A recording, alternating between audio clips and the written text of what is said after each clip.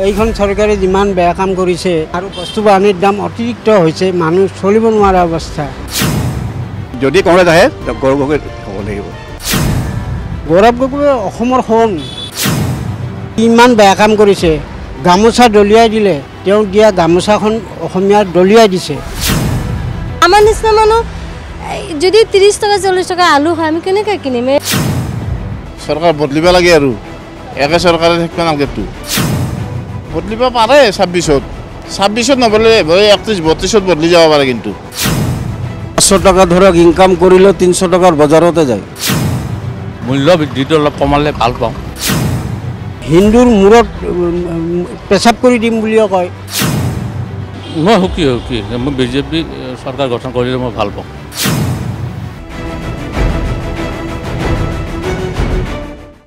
নমস্কাৰ, প্ৰাগ নিউজ ডিজিটেলৰ শুকুৰবৰীয়া বিশেষ অনুষ্ঠান মানুহৰ মাজে মাজে লৈ মই ৰীতা বৰুৱাই পুনৰ এবাৰ সবহ দৰ্শকক জনাইছোঁ স্বাগত। প্ৰিয় দৰ্শক, লোকসভা নিৰ্বাচনৰ ফলাফলৰ পাছত এতিয়া দেশত চৰকাৰ গঠনৰ প্ৰস্তুতি চলিছে।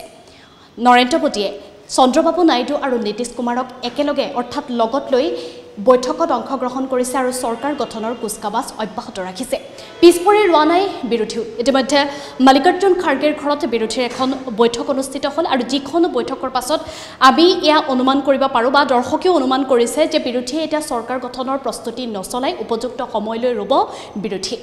অসমৰ প্ৰেক্ষাপটলৈ যদি আমি লক্ষ্য কৰোঁ তেন্তে দেখা যায় যে অসমতো এতিয়া বিৰোধী প্ৰবল ৰূপত আগবাঢ়িছে। অৰ্থাৎ বিৰোধীৰ যি উত্থান, উজনিকে আদি কৰি বিৰোধীৰ যি উত্থানৰ পাছত এতিয়া বিৰোধী আগবাঢ়িছে 2024 বিধানসভা নিৰ্বাচনলৈ। 2024 বিধানসভালৈ যে বিৰোধী আগবাঢ়িছে সেয়া আজি সহজে অনুমেয় হ'ল গৌৰৱ গগৈৰ মন্তব্যৰ পাছৰ পৰাও। আৰু আজি মানুহৰ মাজে মাজে এই অনুষ্ঠানটোৰ জৰিয়তে আমি গুৱাহাটীৰ নাগৰিকৰ লগত কথা পতাৰ প্ৰয়াস কৰিম।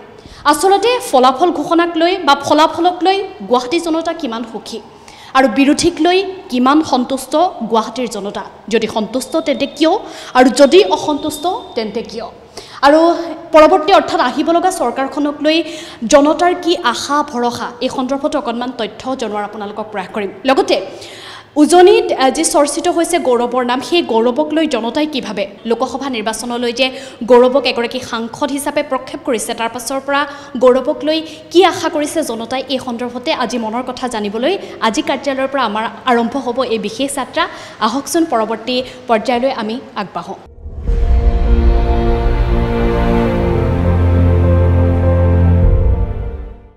ঠিক আছে, ভাল হ'লে ভাল, চবৰে চব কমিউনিটিৰ সমানে হিত হ'লে ভাল। এইটো আমি এইটো বিচাৰোঁ।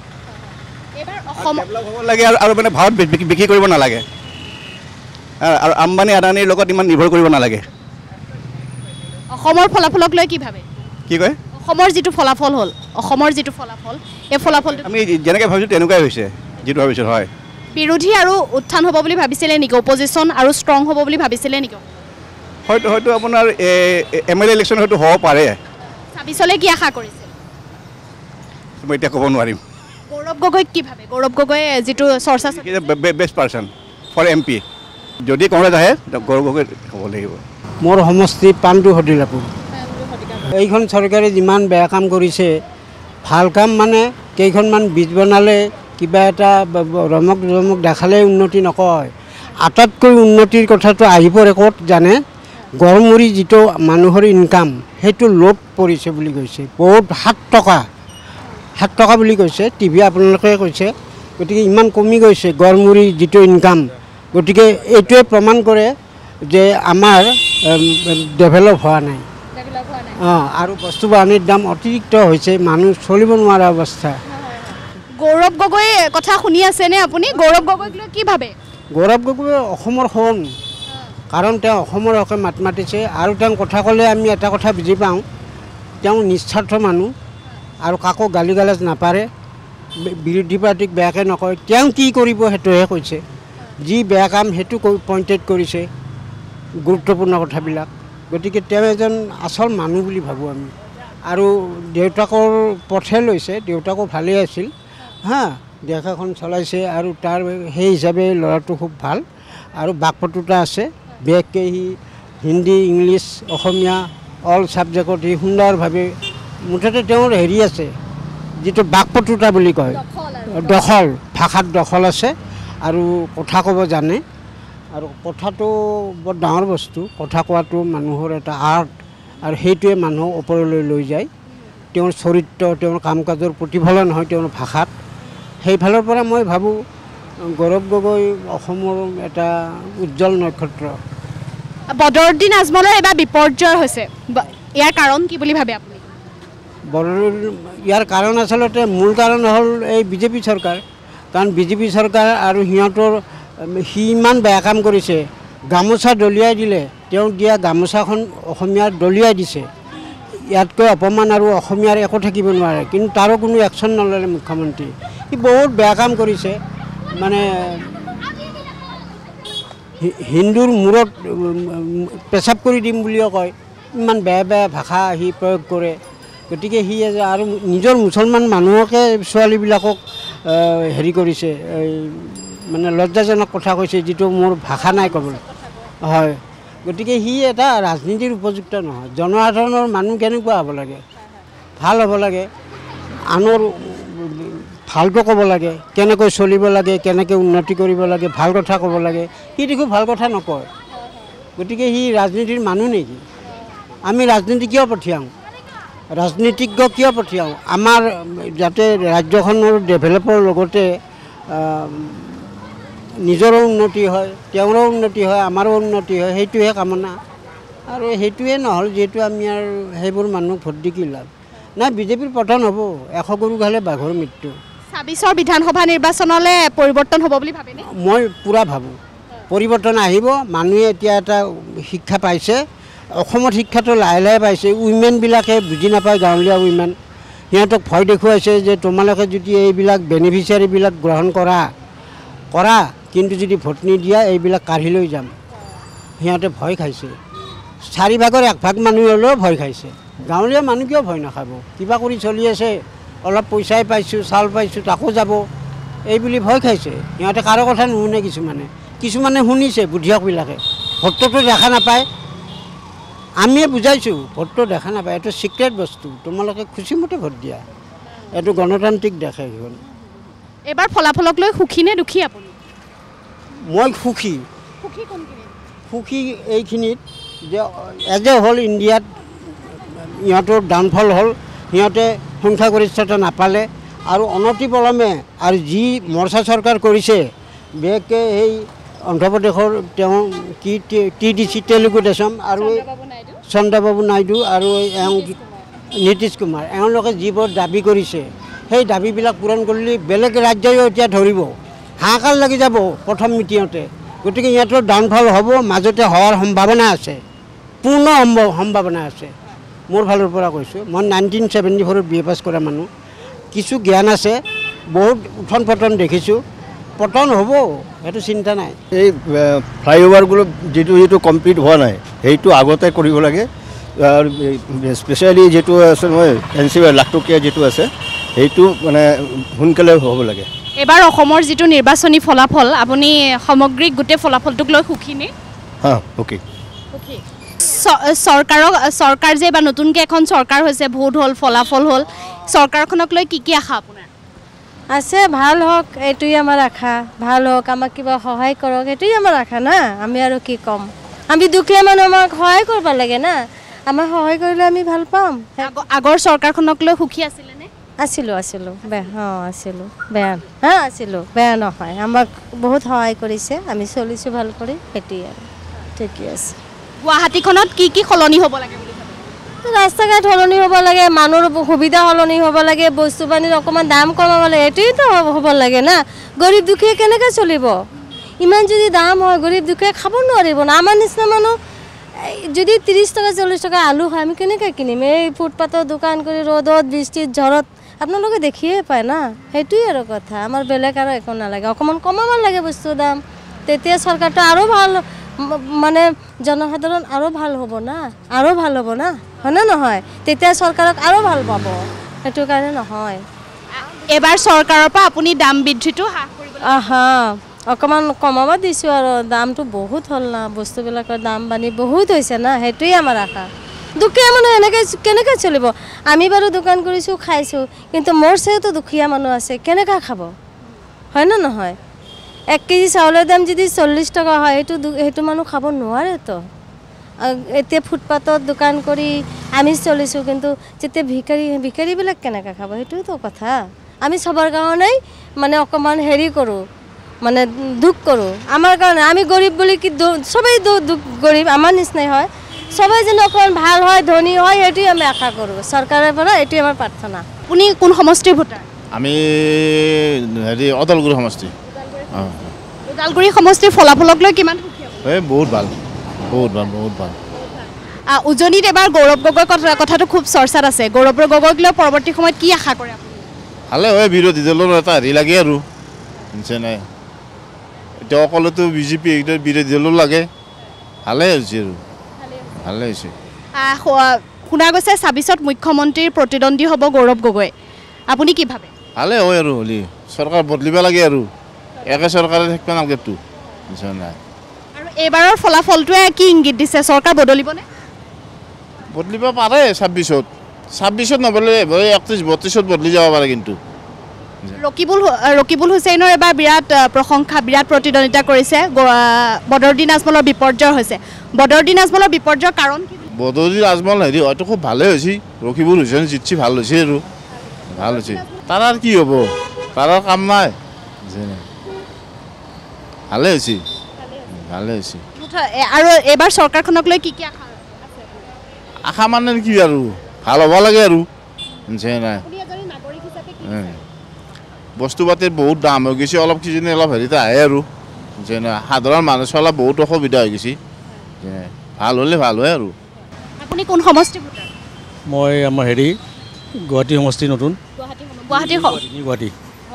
গুৱাহাটী সমষ্টিটোক লৈ পেলাই এইবাৰৰ প্ৰতিদ্বন্দ্বী বা যিগৰাকী প্ৰাৰ্থী তেওঁৰ পৰা কি আশা কৰিব আশাটো বহুত আছে কিন্তু আশাবিলাক পূৰণ হ'লেহে ভাল লাগিব সমস্যাটো বহুত আছে খোৱা পানীৰ সমস্যা আছে দাম বস্তু কিমান বাঢ়ি আছে এইবিলাক অলপ চাব লাগে সেইখিনি যদি কৰে ভাল লাগিব আৰু যদি সেইখিনি আশা কৰিছোঁ আৰু ফলাফলক লৈ এইবাৰ ফলাফল কেনে হৈছে বুলি ভাবে ফলাফলটো কি আৰু যিটো ঠিকেই আছে ফলাফলটো মানে আগৰ মতে হৈছে যেনেকুৱা আছিলে লাষ্ট বিধানসভা ইলেকশ্যন এইবাৰ উজনিৰ গৌৰৱ গগৈৰ কথা খুব শুনিবলৈ পোৱা গৈছে গৌৰৱ গগৈক লৈ আপুনি কি ভাবে তেখেতক মই ছাপোৰ্ট কৰিছোঁ তেখেতে জিকাৰ কাৰণে ভালেই লাগিছে কাৰণ তেখেতৰ এটা ভইচ এটা আছে যিটো নেকি লোকসভাত লাগে আমাৰ অসমৰ পৰাতো লোকসভাত যায় কিন্তু একো মাত মাতিব নোৱাৰে এখেতৰ মই পাইছোঁ এখেতক পোৱাৰ কাৰণে মই খুবেই সুখী তেখেতক মই কংগ্ৰেছন জনাইছোঁ ইয়াৰ পৰা আপোনাৰ জৰিয়তে আৰু বদৰুদ্দিন আজমলৰ এবাৰ বিপৰ্যয় আৰু ৰকিবুল হুছেইনৰ প্ৰবল উত্থান কি ভাবে আপুনি তেখেতো হ'বই তেখেতো ধ্বংস হ'বই ইলেকশ্যন ৰাজনীতিত তেখেত যিটো মানে পলিটিক্স কৰি আছিলে জৰা ফুকা ৰাজনীতি আৰু সেইটো বস্তু নচলে নহয় সেইটো চবেই বুজি পাইছে ৰাইজে সেইটো কাৰণে এবাৰ তেখেতে সেইটো কাৰণে মাৰ খালে আৰু সেইটো কাৰণে আৰু এইবাৰ 26ত মুখ্যমন্ত্ৰীৰ সন্মুখত প্ৰবল প্ৰত্যাহ্বান হিচাপে থিয় হ'ব গৌৰৱ গগৈ বুলি এটা চৰ্চা চলিছে এই কথাটোক লৈ কিমান এইটো শুনি আছোঁ তেখেতে কৈছে এইবাৰ মানে বিজেপি উৎখাত কৰিম বুলি কৈ আছে নেক্সট 26 ইলেকশ্যনত চাওঁ দেখা যাওঁ কি হয় আপুনি বিচাৰেনে চৰকাৰখন পৰিৱৰ্তন হোৱাটো বিচাৰেনে আপুনি বিচৰা মানে চাওক যোনে ভাল কাম কৰিব যোনে ৰাইজৰ অসমীয়া জাতিৰ হৈ কাম কৰিব সেইটোকে মই ছাপোৰ্ট কৰোঁ একচুৱেলি মই এটা জাতীয়বাদৰে ল'ৰা আছিলোঁ আগতে সেইটোৱে আৰু অসমখনক যোনে চিন্তা কৰিব মই তাকে ছাপোৰ্ট কৰিম সেইটোৱে আৰু এইবাৰ চৰকাৰখনক লৈ কিমান সুখী এইবাৰ ভাল লগা নাই কংগ্ৰেছ আহিলে ভাল হ'লে কিয় ভাবিছে কংগ্ৰেছ আহিলে ভাল হ'ল আগতে যেনেকুৱা আছিল এনেকুৱা নাই বস্তু পাতি বহুত দাম হৈছে চৰকাৰটো পৰা নাই এতিয়া আপোনাৰ 80-90 টকাৰ তলত একো চব্জিয়ে নাই এতিয়া গৌৰৱ গগৈ এবাৰ খুব চৰ্চা হৈছে গৌৰৱ গগৈ ৰাজনীতিত কিবা সাল সলনি কৰিব বুলি আপুনি ভাবেনে চাওঁ কি হয় ভাল এটা আশা কৰিছোঁ এতিয়া কি হয় ক'ব নোৱাৰোঁ আৰু গুৱাহাটী সমষ্টি এবাৰ যিগৰাকী নেত্ৰী তেওঁৰ পৰা কি আশা কৰিব আপুনি গুৱাহাটী সমষ্টি ভোটাৰ বস্তু পাতিৰ দাম কম হয় এইটোৱে আশা কৰিম আমি দুখীয়া মানুহ আৰু কি ক'ম বেলেগ আৰু পঢ়া লেখা বাচ্চা কাচ্চা যাতে ভালকৈ বস্তু পাতিৰ দাম কম হয় স্কুল ফিজটো কম হয় এনেকুৱাই বিচাৰোঁ কংগ্ৰেছ চৰকাৰ আহিলে এইখিনি কৰিব বুলি ভাবে নেকি আপুনি ভাবোঁ এতিয়াতো বিজেপি চৰকাৰ এতিয়ালৈকে একোৱেই হোৱা নাই। ইমান বস্তুৰ দাম হৈছে, আমি 500 টকা ধৰক ইনকাম কৰিলেও 300 টকাৰ বজাৰতে যায়। কি ক'ব এতিয়া? চৰকাৰ সলনি হোৱাটো বিচাৰে আপুনি? বিচাৰোঁ, মাজে মাজে সলনি হ'ব লাগে। আশাটো বহুতে থাকে, কি পৰিপূৰ্ণ কৰিব এইটোৱে কথা। এবাৰ যে আজমলৰ বিপৰ্যয় হ'ল, ৰকিবুলৰ যে বিৰাট উত্থান, কি বুলি ভাবে? তাৰ কাৰণ কি? মোৰ মতে আপোনাৰ কি ক'ম, মানুহৰ থিংকিংটো কেনেকুৱা মই গম নাপাওঁ। মানুহটো হয় চামুগুৰিৰ মানুহটো হয়, ঠিক আছে, তাতে গৈ পেলাই ধুবুৰীত গৈ পেলাই খেলিছে, তাৰপিছত মানুহে ভোট দি আছে, ই নিজৰ সমষ্টিতে নাথাকে, তাৰপিছত সেইটো ঠাইত কেনেকৈ ই ডেভেলপমেণ্ট কৰিব, মানুহৰ কেনেকুৱা যে থিংকিং লেভেল মই গম নাপাওঁ। গৌৰৱ গগৈক লৈ আপোনাৰ মনোভাৱ কি? গৌৰৱ গগৈ মই কিছুমান ইণ্টাৰভিউ দেখিছোঁ, তো দেখাৰ পিছত এনেকুৱা লাগি আছে যে মানুহটো অলপ পঢ়া লিখা হয়। এতিয়া পঢ়া লিখাটো কেনেকুৱা ছিষ্টেমত পলিটিকেলি গ'লে মই ভাল আছোঁ, কিন্তু পলিটিকেলি মই যেতিয়া যাওঁ, মই যি বস্তু কৰিব বিচাৰোঁ সেইটো কৰিব নোৱাৰোঁ। সি কেনেকুৱা বস্তুটো কৰিব পাৰিব, তো যোৰহাট বা মাজুলী ৰাজ্যৰ বাবে বা অসমৰ বাবে কি কৰিব পাৰিব, সেইটো তেখেতৰ কথা। আৰু মানুহেতো ভোট দি পেলাই হেৰি কৰিব, জয়যুক্ত কৰি মানে পাৰ্লিমেণ্টলৈ পঠালে, এতিয়া তেখেতে কেনেকুৱা কি কৰে সেইটো কথা। মোদী তৃতীয়বাৰলৈ প্ৰধানমন্ত্ৰী হ'বলৈ গৈ আছে বা হ'ব, আপোনাৰ কি আশা বা আগৰ সময়ছোৱাত যিখিনি কাম কৰিলে তাক লৈ কিমান সুখী? চাওক, মই প্ৰেক্টিকেলি মই মোদীয়ে যি কাম কৰিছে মই একো হেৰি নাপাওঁ, কাৰণ মই আপোনাৰ মিডিল ক্লাছ ফেমিলিৰ পৰা হওঁ।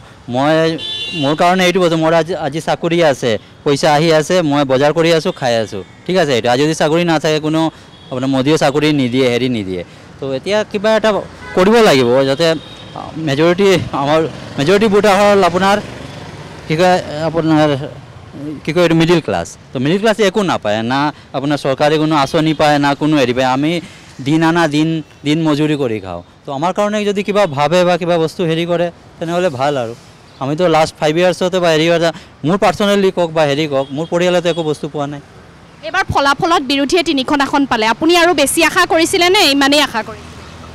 মই অলপ ভাবিছিলোঁ অলপ চেঞ্জেছ হ'ব, বাট কিন্তু যদি আমি গ্ৰেটাৰ গোল যদি দেখা পাওঁ পৰিপ্ৰেক্ষতে, যেতিয়া মোদী যেনেকৈ ইণ্ডিয়া, সি যিয়ে নহওক আমাৰ প্ৰাইম মিনিষ্টাৰ হয়, এটা ইণ্ডিয়াৰ প্ৰাইম মিনিষ্টাৰ হয়, সি যেতিয়া বাহিৰত যায়, যেতিয়া যোনটো ইমেজ যোনটো ইণ্ডিয়াৰ হয়, সেইটো মই ভাবোঁ অলপ ভাল কৰিছে। সেইটো কাৰণে মই বিচাৰিছিলোঁ যে অলপ একক সংখ্যাগৰিষ্ঠ হৈ পেলাই আকৌ আহিলে তেখেতে কিবা ডিচিশ্যন ল'ব পাৰিব, ঠিক আছে, ডিচিশ্যন ল'ব পাৰিব।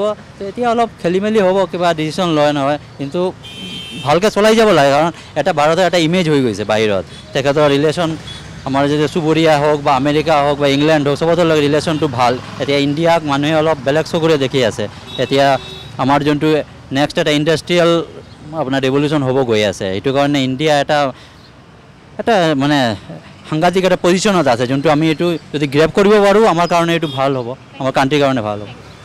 এতিয়া মানে যেতিয়া এইটো চেঞ্জ কৰিলে নহয়, হাজো শুৱালকুছি পৰিলে। এতিয়া এইবাৰ ইলেকশ্যনৰ ফলাফলক লৈ পেলাই যিটো ৰিজাল্টক লৈ কিমান সুখী আপুনি? সুখী মানে ঠিক তেনেকুৱা সুখী এটা হোৱা নাই আৰু, যিহেতু আমি এতিয়া বেলেগ সমষ্টি হোৱাৰ লগে লগে এটা আমাৰ মিনিষ্টাৰ বা হেৰিটো চেঞ্জ হৈ গ'ল, তাৰ ওপৰত প্ৰভাৱ পৰিব। সমষ্টি যিটো পুনৰ্নিৰ্ধাৰণ হ'ল তাক লৈ আপুনি সন্তুষ্ট নহয়, সেইটো সন্তুষ্ট নহয়। আৰু এবাৰ যিটো অপজিশ্যন, গৌৰৱ গগৈ, প্ৰদ্যুৎ বৰদলৈ, এইফালে ৰকিবুল হুছেইন, তেওঁলোকক লৈ কি ক'ব? ঠিক আছে, তেখেতসকল এটা ভাল সংসদত কৰিব পৰা মানুহ, গতিকে জয়াটো ঠিক আছে, বেয়া পোৱা নাই। গৌৰৱ গগৈৰ কথা কি ক'ব? তেখেত ভালে, এনে পাৰ্চনেলি মানুহজন ভালে। মুখ্যমন্ত্ৰীৰ প্ৰতিদ্বন্দ্বী হ'ব পাৰিবনে 26? হ'ব পাৰে। কোন সমষ্টি ভোটাৰ? পলকবাৰী সমষ্টি। চৰকাৰখনক লৈ কি আশা? চৰকাৰখনক লৈ আশা মানে বহুতে, আমাৰ ৰাস্তা ঘাটখিনি আমাৰ অলপ গাঁৱলীয়া ঠাই, ভাল হ'লে ভাল পাওঁ, আৰু মূল্য বৃদ্ধিটো অলপ কমালে ভাল পাওঁ, সেইটোৱে। এইবাৰ যিটো ফলাফল, নিৰ্বাচনৰ যিটো ফলাফলক লৈ আপুনি ভোটাৰ হিচাপে কিমান সুখী? মই সুখী। মই বিজেপি চৰকাৰ গঠন কৰিলে মই ভাল পাওঁ। বিজেপিয়ে চৰকাৰ গঠন কৰিলে কিয় ভাল পায়? না, আগতে আমাৰ সেইফালে বহুতখিনি কাম কৰিছে, কাম কৰাৰ কাৰণে আমি অলপ ভাল পাই আছোঁ। আৰু অপজিশ্যন এইবাৰ কেনেকুৱা বুলি ভাবে? অপজিশ্যনৰ ষ্ট্ৰং হ'ব এইবাৰ, ভালে হ'ব এইবাৰ। গৌৰৱ গগৈৰ কথা আপুনি কি জনাব? গৌৰৱ গগৈটো এতিয়া আমাৰ ৰাজনীতিৰ খুব এটা ভাল লিডাৰ, ভাল এটা ভৱিষ্যতে তেখেতৰ মানে মই উজ্জ্বল কামনাই কৰিছোঁ। ছাব্বিছৰ বিধানসভা নিৰ্বাচন আহি আছে এইবাৰ মুখ্যমন্ত্ৰীৰ মূল প্ৰতিদ্বন্দ্বী গগৈ হ'ব বুলি চৰ্চা এটা চলি আছে এইটোক লৈ কি ক'ব এইটো আমিও তেনেকৈয়ে শুনি আছোঁ গৌৰৱ গগৈ যদি আহে আৰু অলপমান পৰিৱৰ্তন হ'ব বুলি ভাবোঁ আৰু নতুন ডেকা ল'ৰা গৌৰৱ গগৈ অহাটো বিচাৰে বিচাৰোঁ নতুন চাম আহিব লাগে এতিয়া আহিব লাগে